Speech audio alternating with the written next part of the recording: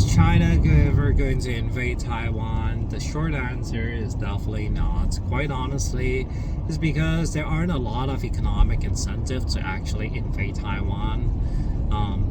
First of all, the Chinese GDP is a lot more compared to like a Taiwan, and there are some good technologies that Taiwanese has, such as TSMC and a couple of other like chip making abilities. But quite honestly, China has a lot of technologies themselves. They can actually go to space themselves. They have a space program, and the space program apparently works. So yeah, but Taiwanese people are great people. I don't see that they are not genetically different than Chinese people. As much as they say like, hey, I'm Taiwanese and stuff like that, they are genetically pretty much like probably 98% Chinese. A lot of the Hans, a lot of the Kuomintang people back in the days went to Taiwan because, you know, communism was coming, and there are, you know, Kuomintang, and then they went over. So they are Chinese, definitely. They are Han, definitely. No doubt about it. And today they still speak Chinese, and they write Chinese as well. So there are no differences. Maybe a couple of terms of difference, that the accent is slightly a little bit different. But overall, yeah, Taiwanese people are Chinese. I really don't see that they're gonna divert anytime soon. It's because it's not possible genetically, unless all of a sudden, like, you know, they blend with some other race a lot, you know, then yes, then they are their own people, their own race. No, but it's not possible. But there is only one scenario that China will try to invade Taiwan, is that either Taiwanese takes the first strike to mainland China, what they would never do is basically suicide. And but there's another scenario where America kind of gets involved or accidentally press some buttons to, you know, China, like, you know, some missiles or something like that. Yeah, then the war will erupt. But will it continue? Would it be a ceasefire? Probably. You know, if a mistake has happened, because China, they actually have a mandate. You know what their mandates are? You actually don't know. Their mandate is actually to grow their GDP like, you know, 3, 4, or 5% per year. Because actually that's their goal. A lot of people don't know that, but that's their target all the time. And that's one of the reasons why they actually have the recession today. The recession today is actually caused by the overgrowth, in my opinion, of the real estate market. And the real estate market should never actually have been that high. And all these constructions initiatives were done for the past 10 years. I would say they weren't very high yielding. And apparently, I think a lot of them were still in debt and never actually made that money. So FYI, is probably not a good idea to invest into mainland real estate market. It's because of that reason as well. And guess what? Like, a lot of your real estate might not be finished. The constructions might never top off. So FYI, if you're thinking about buying some mainland properties, be careful. You know what I'm saying? Make sure to buy from a really good, reputable real estate developer, and also that it's already been completed. Make sure it's already been completed, then buy it. You know what I'm saying? If you have to. But otherwise, I'm actually out of the real estate market completely. I'm not interested in that. Actually, I'm much more interested in other markets, you know, such as maybe some equities market, but definitely not Chinese. I'm not really as keen into Chinese stocks. Definitely personally interested. I am in Disney. You know what I'm saying? I think it's at all-time low. They make crap movies recently, but but eventually that will change. I don't think they'll be completely woke anymore, and yeah, put the money in them, that's fine. And what was I gonna say? Yeah, so going back to the Taiwanese people and mainland Chinese folks, yeah, like, you know, it would be the worst thing to come to actually have to fight your own people. You know, I personally think that Taiwanese people are just like Chinese people, just like people from Hong Kong. I don't really want any of them to get hurt, but however, they sort of want to reunify. There are some people that want to reunify. Even there are some people that in Taiwan want to reunify. But it's a smaller, you know, part of people. They sort of enjoy their freedom, but at the end of the day, there is no freedom anyways. It's fake freedom, you know what I'm saying? As long as you actually have to have a job, you have to, you know, work for somebody out there. It's not real freedom, man. Those are fake freedoms. So to me, I never really consider those real freedom. And I think, yeah, people in Taiwan, they should stop thinking that they really have a choice. They don't have a choice. They have to stay on the island. That's not a great choice. Real choices in life is like you do whatever you want. You could have any type of career. You could have any political thoughts that you enjoy without getting anything persecuted. I think if you're in mainland Taiwan right now, if you say, "Oh, communism is awesome," you know, or like any other type of political ideology, you definitely will be taken down or be arrested. So that's not freedom. So people have to be awake of this type of thing. You know, that there is no true freedom. The only true freedom is to be dead. You know, if you could have you're in a spirit where there is no governance. I don't know if there are any governance. Apparently, in the Christianity of Judea, you know, like the from the Abrahamic faith, which is meaning the Islam and Christian and Muslim. Basically, there are no real freedom. You actually still have to listen to God, you know, at the end. So you are slaves to them. And in the Islam faith, it's very explicit. That's like basically you are a slave to God. That's how most people actually explain things to people who are Muslims. But you know, like I said, I'm not here to discuss about faith, but here to discuss about freedom and what are the benefits really to invade like Taiwan. And quite honestly, after the reunification of Taiwan, it would be very costly. It hurt China like economically a lot, and probably a lot of casualties. And America probably would never want to get into war with China. It's not probably wise to fight a first of all, it's not very wise to fight anything in Asia. America has never won a war in Asia. Vietnam and Korean War was the most bloody war ever. Lots of people died. And there was at the end there was no winning. The only thing that won in Korea was like the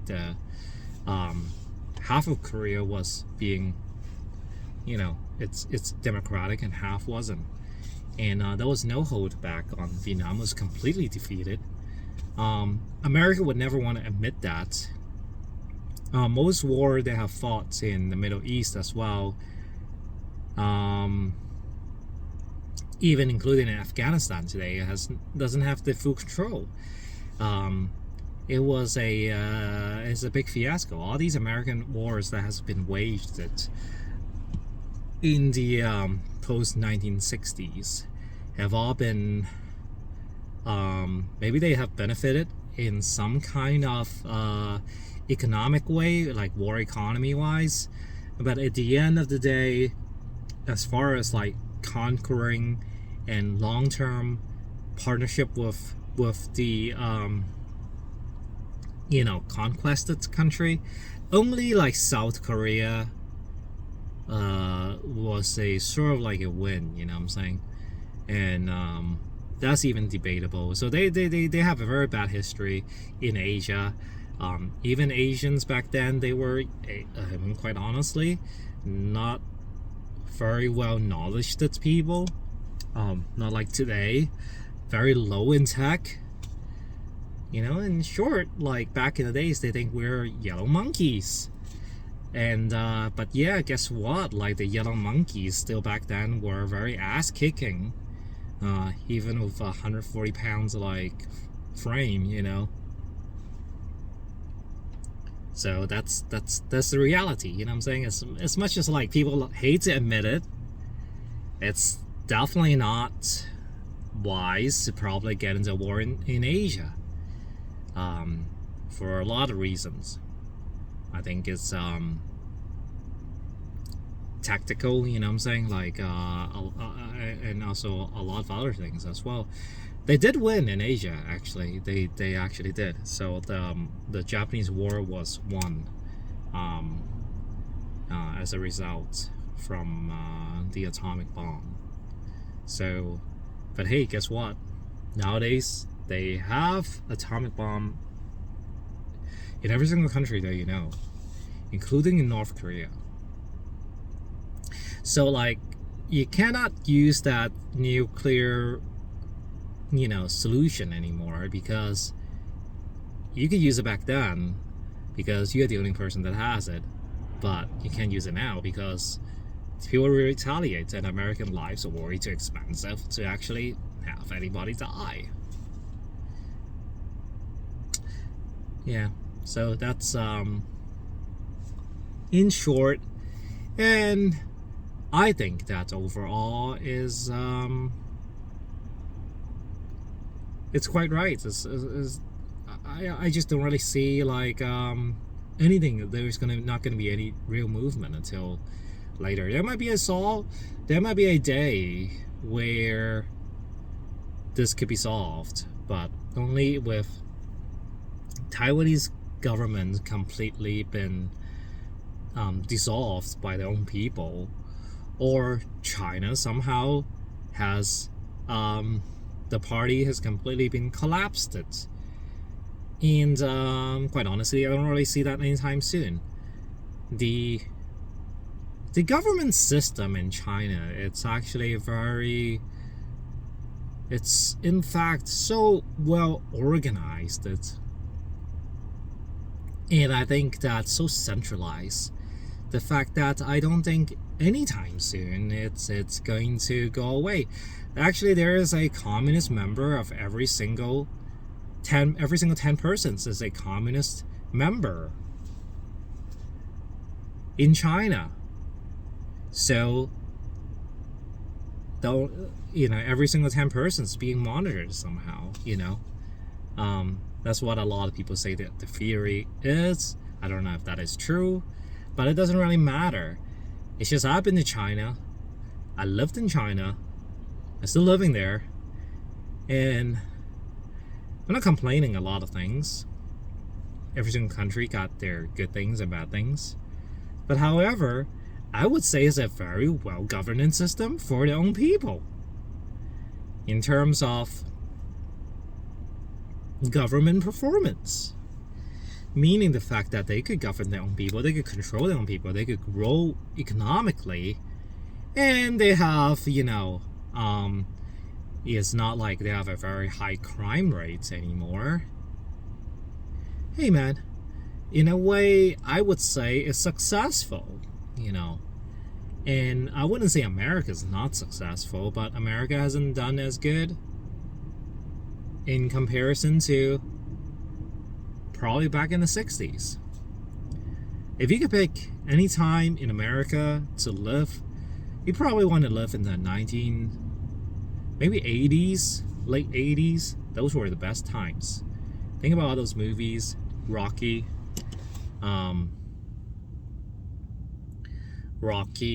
Terminator 2, Terminator 1, Back to the Future. That was the pinnacle of American culture. Now, fast forward to today, has America declined it? And most people would actually agree, yes. The culture is actually less strong, so less desirable to be an American. And the crime rates are a lot higher. There are a lot of lootings, thanks to Biden. And I don't even want to touch base on the economic wise, but as far as freedom wise is concerned, I think like all the time I think in America it's so easy to get pulled over. It's so easy to get it's easy to get a ticket somewhere from the cops, and I don't really see the fun and freedom that I used to enjoy back in the 90s. I think back in 1998 to 1999, America was so good. I think a lot of people were having a great time. If you're in tech, you're having a thriving life, traveling everywhere. You are treated so well internationally. People needed you. English was the best language to speak, and it's awesome to have an American accent and have an American passport.